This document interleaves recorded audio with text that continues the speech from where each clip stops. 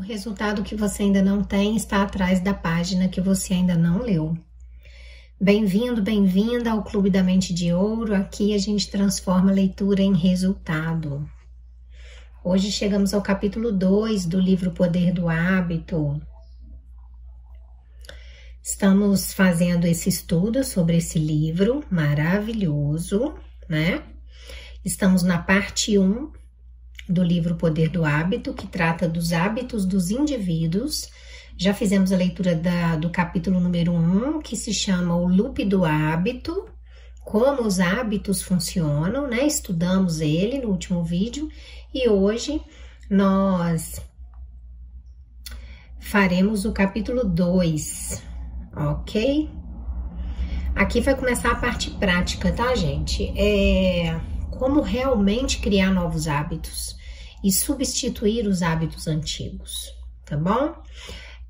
Eu peço perdão pela minha voz, eu tô um pouco resfriada, então a voz fica um pouco anasalada, né? Às vezes o nariz entope, então peço desculpas a vocês. Esse capítulo é um dos mais importantes do livro. Ele se chama O Cérebro Ansioso. Como criar novos hábitos. O nosso autor, o Charles Duhigg, ele explica que os hábitos, eles podem sim ser modificados. Mas para que isso aconteça, é preciso que você entenda o que sustenta emocionalmente esses hábitos, né? É o gatilho e a recompensa. Ele vai falar muito nesse capítulo sobre neuroplasticidade, sobre autoconsciência e sobre o poder de substituir um hábito ruim por um hábito bom, ao invés de tentar eliminar esse hábito ruim à força, tá? É muito interessante esse capítulo, tá? Ele vai virar várias chaves na sua mente. Fica comigo, presta atenção. É uma leitura gostosa. Eu vou soltar vários bingos para vocês, tá? Depois vou semear bastante as perguntinhas que vão ficar pipocando na mente de vocês. Ele traz várias transformações reais mesmo, ok?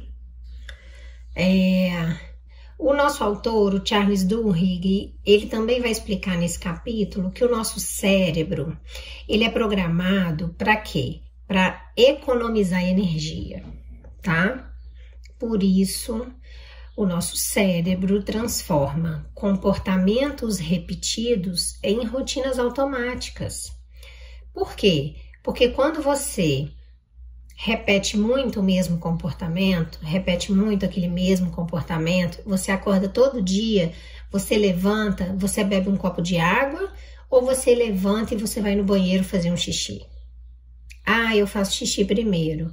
Ok, então todo dia você repete esse comportamento, repete.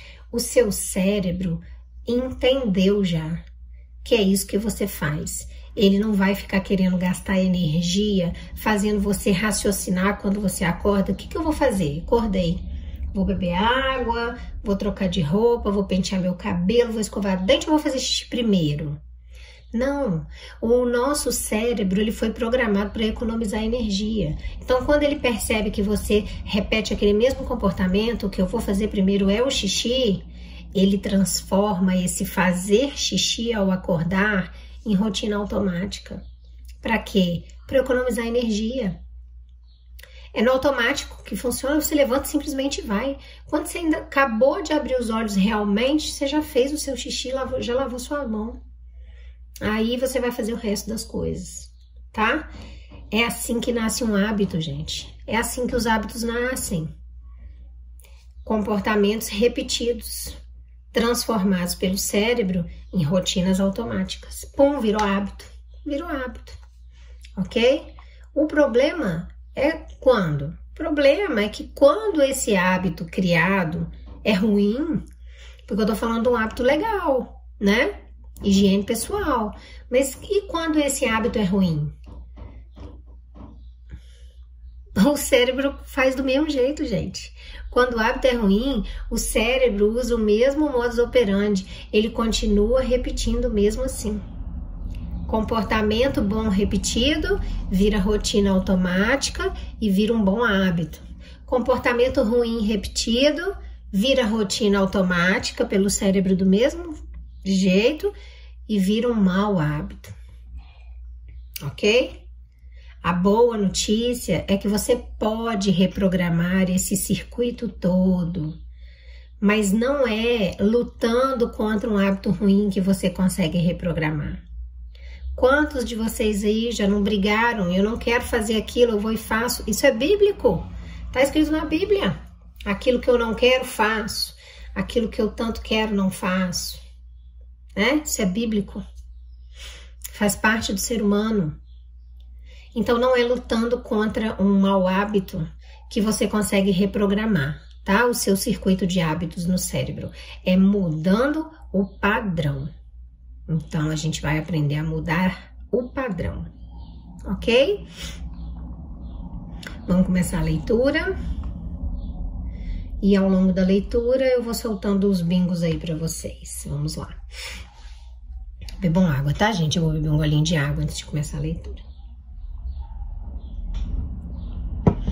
Dentro do prédio que abriga o Departamento de Ciências Cerebrais e Cognitivas do Massachusetts Institute of Technology, o famoso MIT, há laboratórios que contêm o que para um observador leigo pareceriam salas de cirurgia de uma casa de bonecas.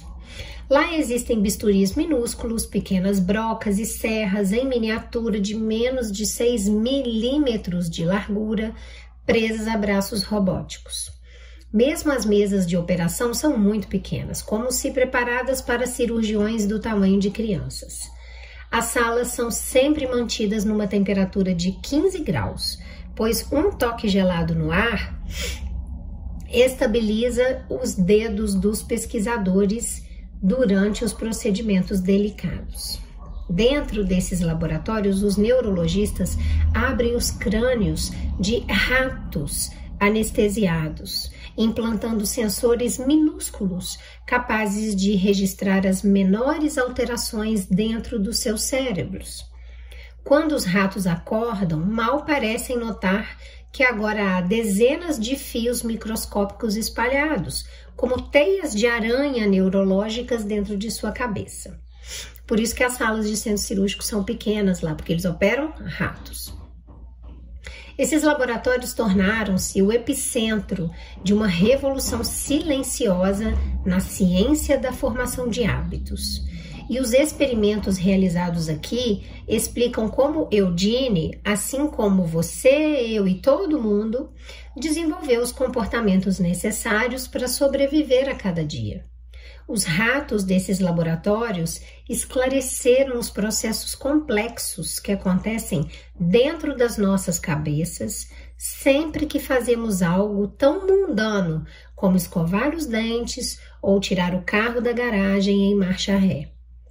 E para Squire, esses laboratórios ajudaram a explicar como Eugene conseguiu aprender novos hábitos. Lembram-se, né?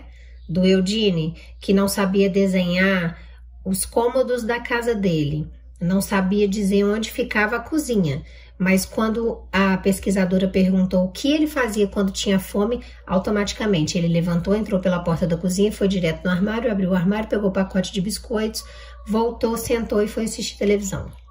Então ele conseguiu, né, apesar da lesão cerebral que ele teve, criar novos hábitos. Vamos continuar.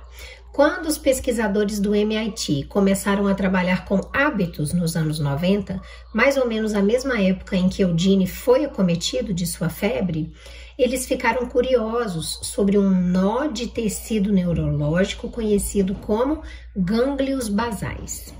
Se imaginarmos o cérebro humano como uma cebola composto de camadas sobrepostas de células, então as camadas de fora, as mais próximas do couro cabeludo, são geralmente os acréscimos mais recentes, de um ponto de vista evolutivo. Quando você cria uma nova invenção ou ri da piada de um amigo, são as partes mais externas do seu cérebro que estão em ação. É lá que acontecem os pensamentos mais complexos. Mais fundo dentro do cérebro e mais perto do tronco cerebral, onde o cérebro encontra a coluna, há estruturas mais antigas, mais primitivas. Elas controlam os nossos comportamentos automáticos, como respirar, engolir, ou a reação de susto que sentimos quando alguém pula de trás de um arbusto.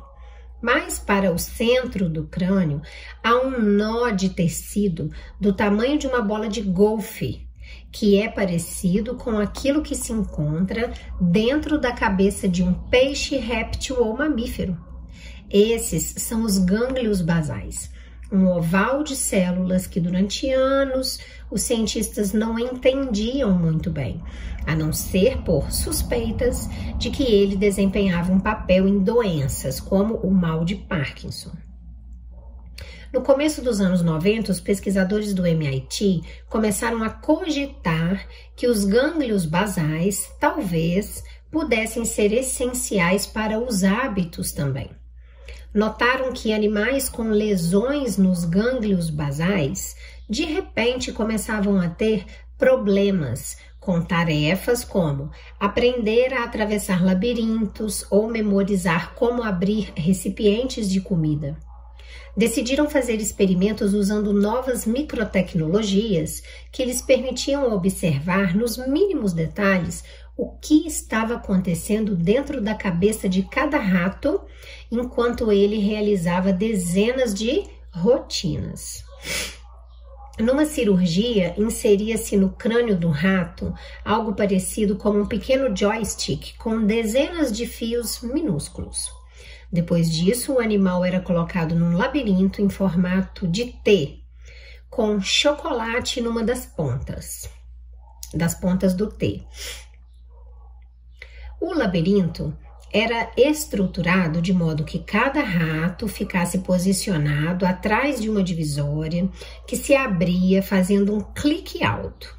No começo, quando um rato escutava o clique e via a divisória desaparecer, geralmente ele ia e voltava pelo corredor do meio, que é o corpo da letra T, farejando os cantos e arranhando as paredes. Parecia sentir o cheiro do chocolate, mas não conseguia descobrir como achá-lo. Quando ele chegava ao topo da letra T, muitas vezes ele virava para a direita, afastando-se do chocolate, e depois ele acabava indo para a esquerda, às vezes fazendo uma pausa sem nenhum motivo óbvio. Por fim, a maioria dos animais descobria a recompensa, mas não havia padrão discernível no caminho deles. Era como se cada rato estivesse dando um passeio descontraído sem pensar. As sondas nas cabeças dos ratos, no entanto, contavam uma história diferente. Enquanto cada um deles percorria o labirinto, o seu cérebro, e em particular os seus gânglios basais, trabalhava intensamente.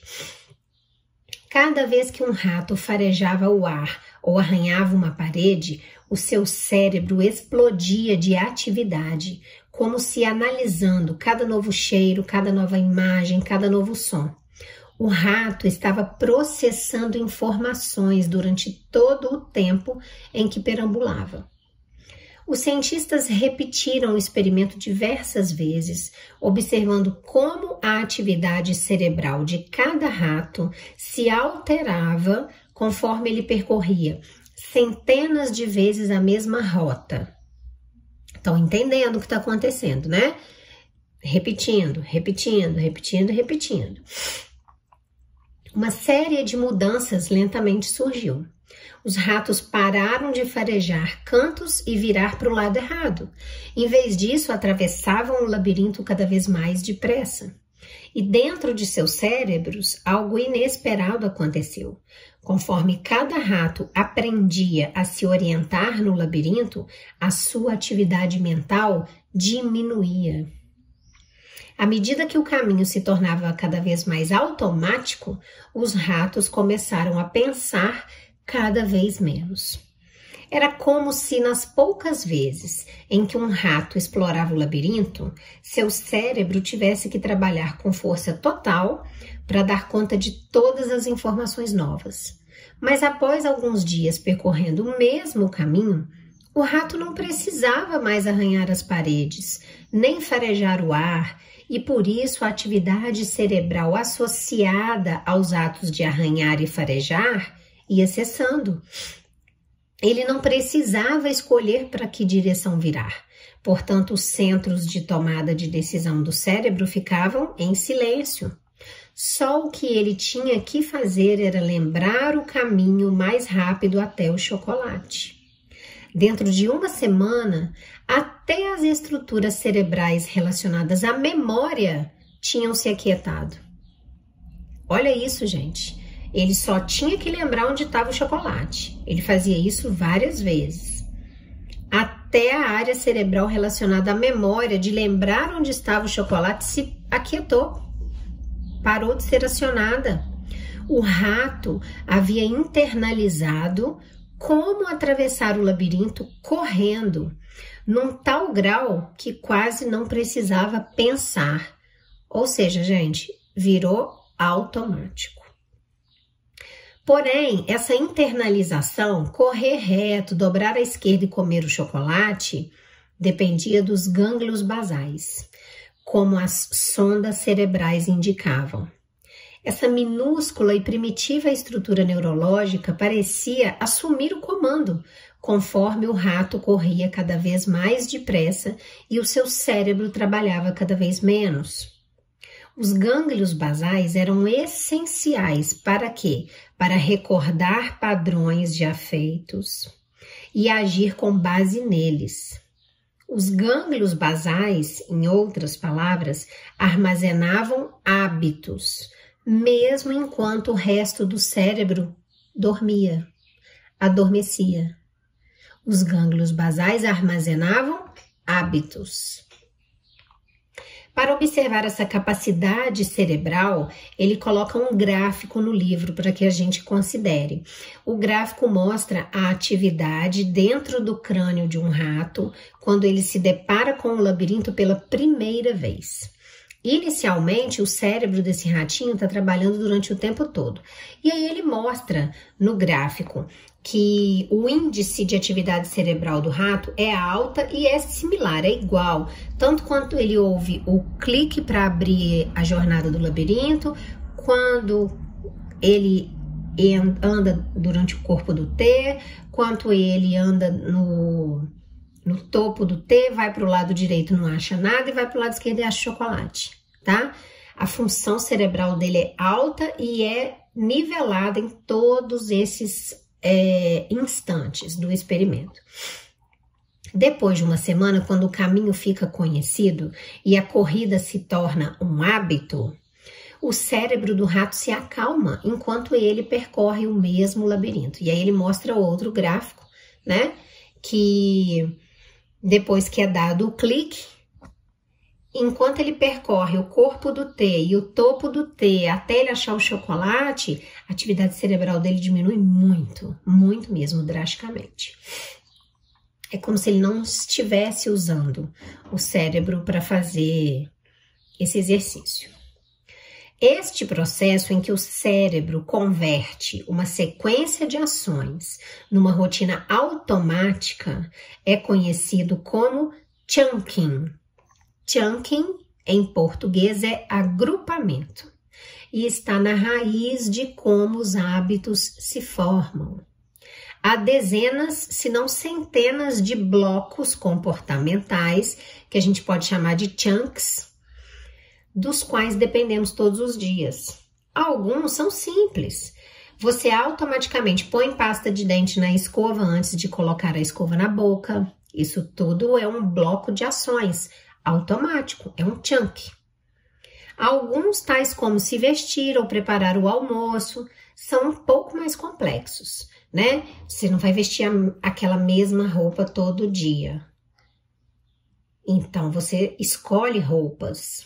E mesmo se for um uniforme, que você lave ele todo dia à noite e vai vestir ele no outro dia de manhã, você não vai vestir a mesma calcinha, a mesma cueca, certo? Então, é um pouco mais complexo, você faz escolhas. O almoço, eu faço todo dia arroz, feijão, uma carne, uma salada e um legume. Ok, repete o arroz, repete o feijão, mas e aí?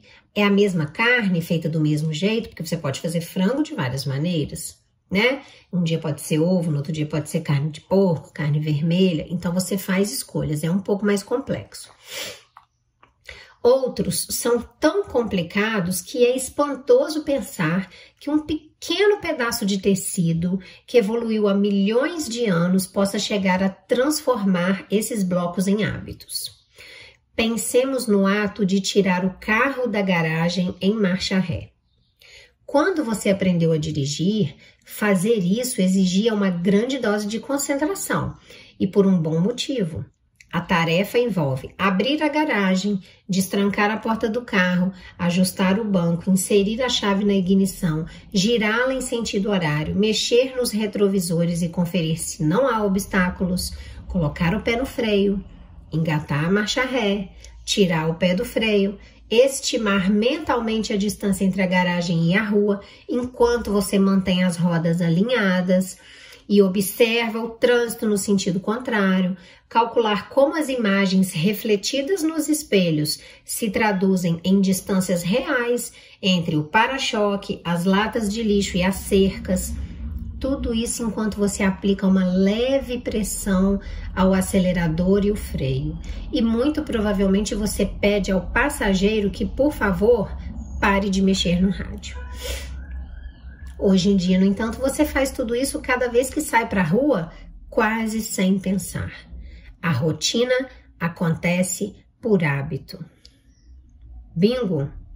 Isso é muito real. Eu sou um exemplo disso, né? Eu tinha limitações para aprender a dirigir. E assim que eu aprendi, eu falei, caraca, isso é difícil pra caramba. Mas à medida que eu fui dirigindo, começou a ser automático, né? Esse tirar o carro da garagem é muito real. Tinha dias que quando eu me dava por mim, quando eu percebi, eu já tinha chegado ao meu destino. E eu nem lembrava como é que eu tinha tirado o carro da garagem, de tão automático que tinha sido. Eu não lembrava nem se ele estava estacionado na rua ou se ele estava na garagem. Ok? Milhões de pessoas executam esse intrincado balé toda manhã, sem pensar. Pois assim que sacamos as chaves do carro, os nossos gânglios basais entram em ação, identificando o hábito que armazenamos em nosso cérebro, referente a tirar um carro para a rua em marcha ré. Uma vez que esse hábito começa a se desenrolar, a nossa massa cinzenta está livre para ficar em silêncio ou dar sequência a outros pensamentos. E é por isso que temos capacidade mental suficiente para perceber que a criança esqueceu a lancheira dentro de casa, enquanto tiramos o carro da garagem em marcha ré.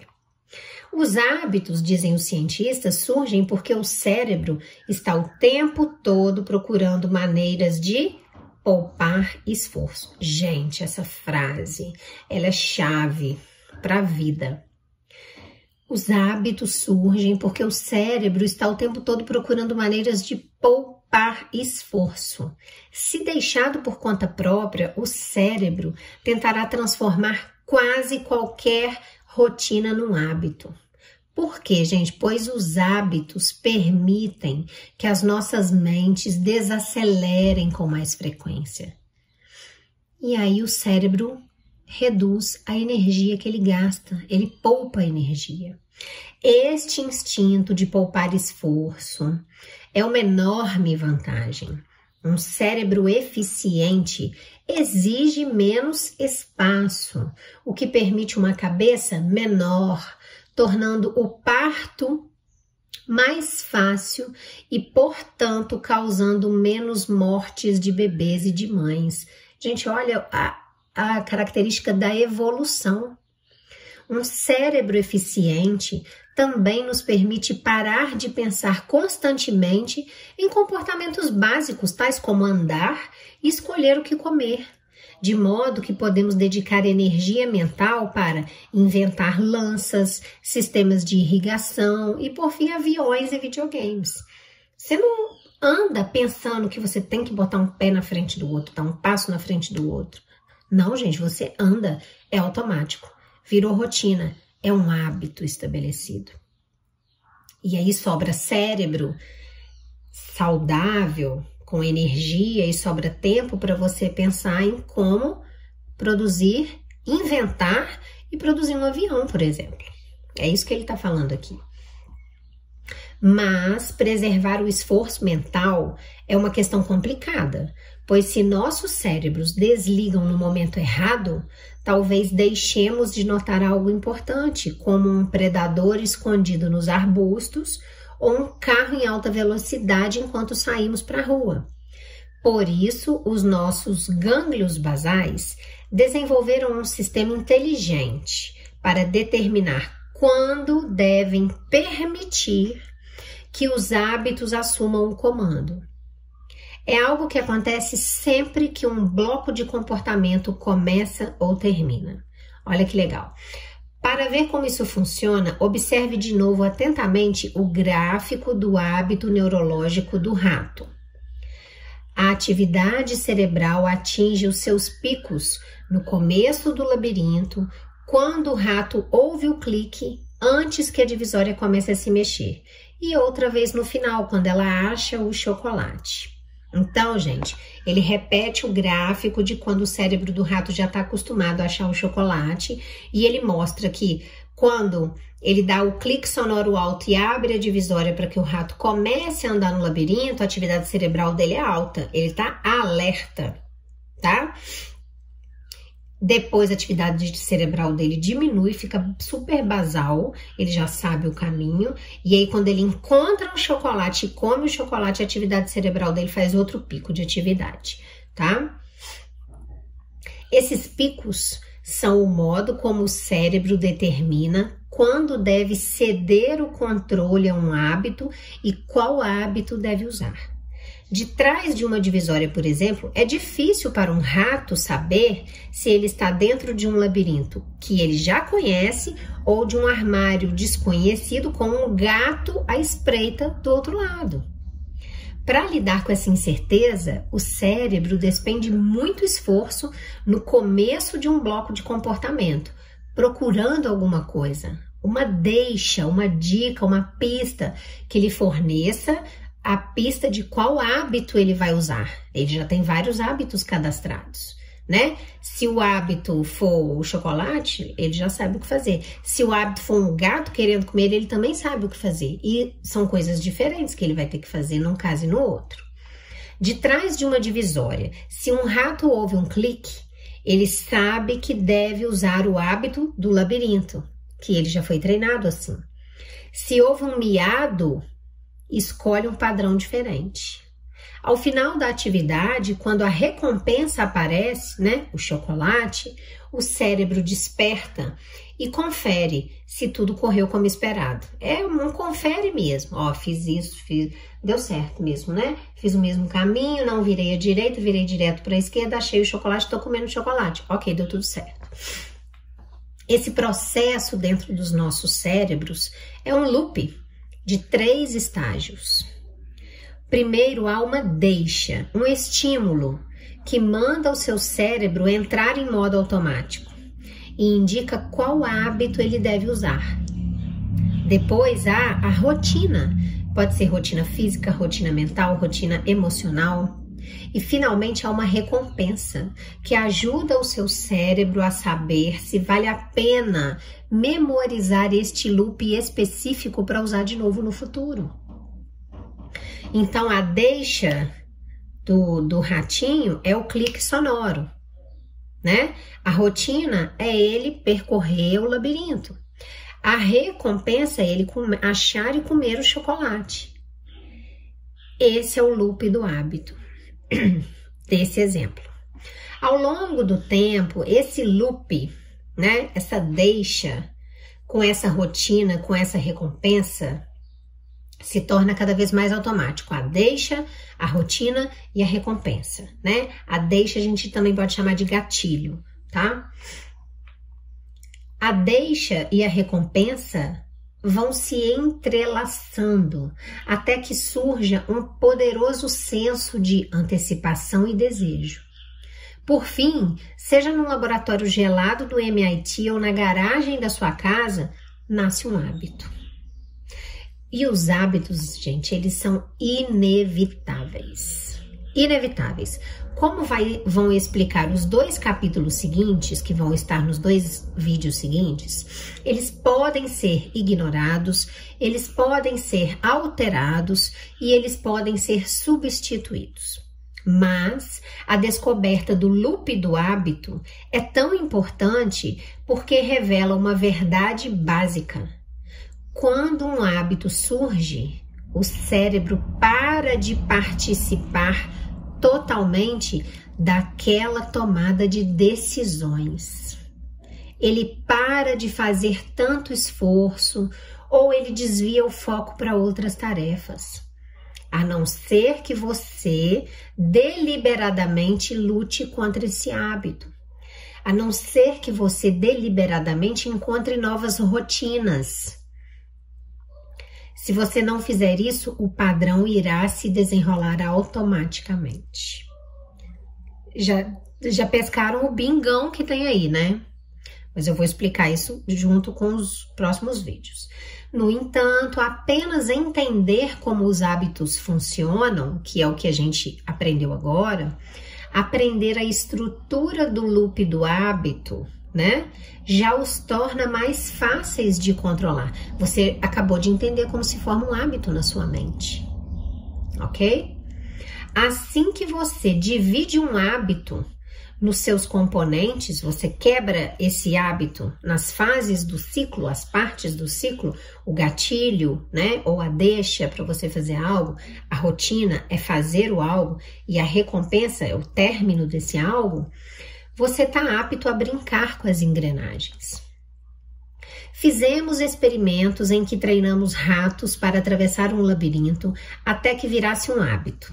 E depois eliminamos o hábito, mudando a localização da recompensa, me disse Anne Graybiel, uma cientista do MIT que supervisionou muitos dos experimentos com os gânglios basais. Então, um dia colocamos a recompensa no lugar antigo, soltamos o rato e aí está, o velho hábito ressurgiu imediatamente. Os hábitos nunca desaparecem de fato.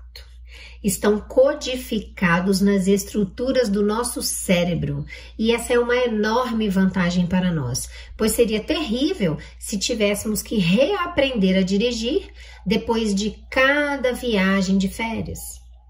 Né? Quem fala aí que é como andar de bicicleta, a gente nunca esquece. Nunca esquece mesmo, você pode ficar 20 anos sem andar de bicicleta. Na hora que você subir numa bicicleta e der 2 pedaladas, você sai andando. Você lembra como é.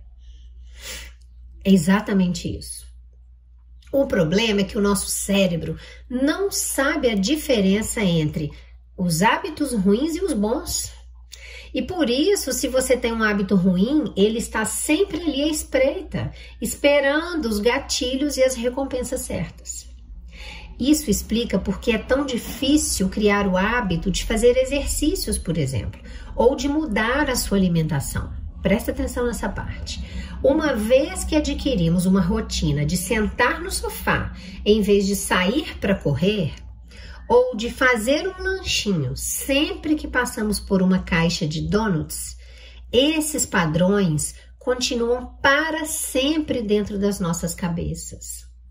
Segundo a mesma regra, no entanto, se aprendermos a criar novas rotinas neurológicas, ou seja, novos hábitos, que sejam mais poderosos que esses comportamentos, se nós assumirmos o controle do loop do hábito e não deixar por conta do automático do cérebro, nós podemos forçar essas tendências nocivas a ficar em segundo plano.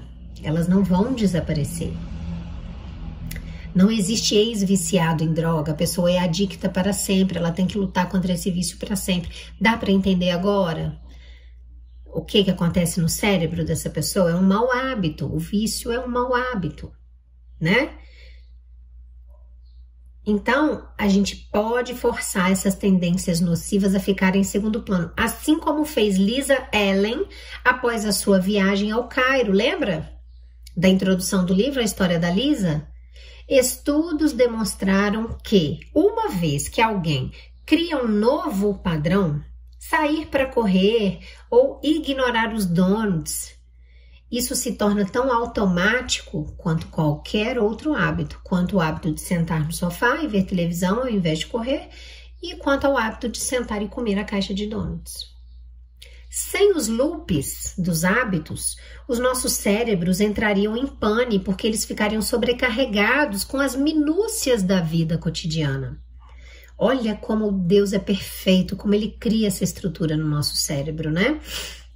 A natureza é maravilhosa. Pessoas cujos gânglios basais são prejudicados por lesões ou doenças, muitas vezes ficam mentalmente paralisadas. Têm dificuldade de realizar atividades básicas, como abrir uma porta ou decidir o que comer. Perdem a capacidade de ignorar detalhes que têm que ser insignificantes. Um estudo, por exemplo, descobriu que pacientes com lesões nos gânglios basais eram incapazes de reconhecer expressões faciais, inclusive o medo e o nojo, porque nunca sabiam direito em qual parte do rosto eles deviam se focar. Sem os gânglios basais, nós perdemos acesso a centenas de hábitos de que nós dependemos todos os dias. Você parou hoje de manhã para decidir se amarrava o sapato esquerdo ou o direito primeiro? Não, gente, vai no automático. Você teve problemas para decidir se devia escovar os dentes antes ou depois de tomar banho? Não, você fez como você sempre faz todos os dias. É automático. Essas decisões são habituais, elas não exigem esforço. Contanto que seus gânglios basais estejam intactos e as deixas continuem constantes, os comportamentos acontecerão sem pensar. Se bem que, quando você sai de férias, talvez se vista de maneiras diferentes ou escove os dentes num outro momento da rotina matinal, sem perceber também, tá? Aconteceram algumas alterações também no automático, porque você saiu da sua rotina, que é uma das partes integrantes do loop do hábito. Ao mesmo tempo, no entanto, a dependência do cérebro de rotinas automáticas pode ser perigoso. Muitas vezes, os hábitos são tanto uma maldição quanto um benefício. Pense no caso de Eudine, por exemplo. Os hábitos lhe deram a sua vida de volta depois que ele perdeu a memória. E então levaram tudo embora de novo. Muito bom, né? O segundo capítulo, gente, termina aí. Eu não fiz pausas durante ele, porque como ele é um capítulo mais prático, que fala, te ensina como realmente se forma aquele hábito, né? Eu quis dar sequência nele, porque se a gente corta o raciocínio ali para eu soltar os bingos, quando volta, muita gente não consegue voltar com o raciocínio, tá? Então agora a gente vai finalizar com as nossas frases-chave e as nossas perguntas, tá? Que tanto fazem vocês pensarem. Bom, o que a gente conclui desse capítulo número 2? Que não basta você querer eliminar esse hábito. Você não consegue, né? Não é assim que funciona. O que você precisa? Você precisa trocar as partes integrantes do seu loop dos hábitos. Você precisa trocar o gatilho, que é o que dispara aquele hábito, ou trocar a recompensa, que é o término daquele hábito, porque é o gatilho e a recompensa daquele hábito que sustentam o loop do hábito dessa forma como ele se apresenta. Bingo! Porque essa frase é um bingo de trilhões, tá? Ela resume o capítulo todo. Guarda aí. Aí eu vou te perguntar, você já percebeu o que ativa os seus hábitos ruins? O que ativa? Estresse, tédio, carência, medo? O que ativa os meus hábitos ruins, eu vou falar para você. Estresse, muito. Nossa, se eu ficar nervosa, eu entro numa espiral que eu vou fazendo uma coisa pior do que a outra. Preciso parar e respirar, tá? Qual é a recompensa que você busca sem você perceber? né? Porque tá no loop do hábito que é automático. É conforto? É fuga, distração, né? É dopamina, o hormônio do prazer? Qual é a recompensa que você busca? Sem você nem perceber. Fazendo o que você faz no automático, o que você busca encontrar lá como recompensa? Conforto, fuga, distração, dopamina? Escreve tudo isso aí pra mim. Porque enquanto você escreve, você tá pensando. Gente, o segredo não é se punir, tá? Somos todos assim, somos todos dessa forma, não tem ninguém melhor que ninguém. O segredo é entender o que o seu cérebro está tentando resolver naquele momento. Qual é o problema que o cérebro está tentando resolver? É só isso que você precisa entender. Quando você entende o propósito inconsciente daquele hábito, você consegue mudá-lo. Bingo, vou repetir. Quando você entende qual é o propósito que o seu cérebro inconscientemente está atribuindo àquele hábito existe porque eu quero fazer isso.